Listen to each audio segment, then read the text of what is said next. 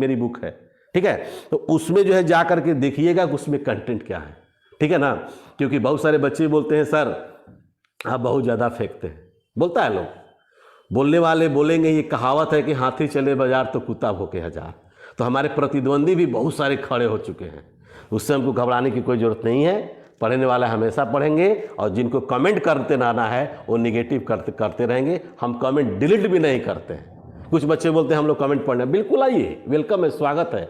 और जिस दिन आपकी रिजल्ट नहीं होगी, हालांकि वो पढ़ने वाले तो मुझे लगते नहीं है, क्योंकि हम जब कम्युनिटी पोस्ट पर क्वेश्चन जब डालते हैं, वो सब गधा जो है, बेहुदा जिसको कहा जाता है, वो गधा आज तक जो है इस कम्युनिटी पोस्ट पर मेरे क्वेश्चन का आंसर तक नहीं देता है।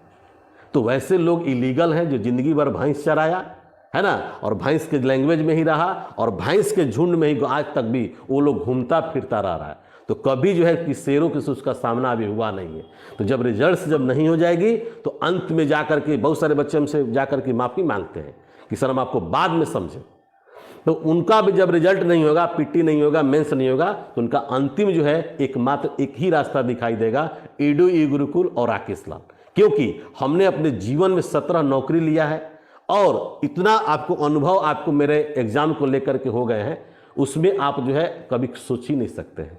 इसलिए हम एक बार बार बोलते हैं कि मेरी कंटेंट ही मेरी पहचान है। तो चलिए दोस्तों, मिलते हैं नेक्स्ट वीडियो में। अगला वीडियो है थाने के अंदर जब काम करेंगे तो बहुत सारे आपको कठिनाइयों का सामना करना पड़ेगा। सामना क्या करना पड़ेगा कि बहुत सारे लंगे, उचक्के, डकैत, चोर, पॉकेटमार, है ना, मर्डरर, माने हर सेक्शन से यहाँ पर आपको जो है, आपको हर आदमी से आपको पाला पड़ेगा।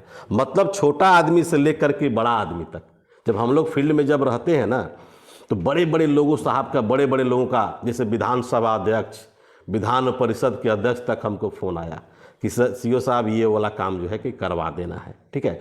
तो आप भी अगर थाने में जब रहिएगा तो एक से एक क्रिमिनल का पाला पड़ेगा आपको। जैसे आप मान लीजिए कि हम लोग लैंड से संबंधित ज़मीन से इंक्रोचमेंट हटाना है,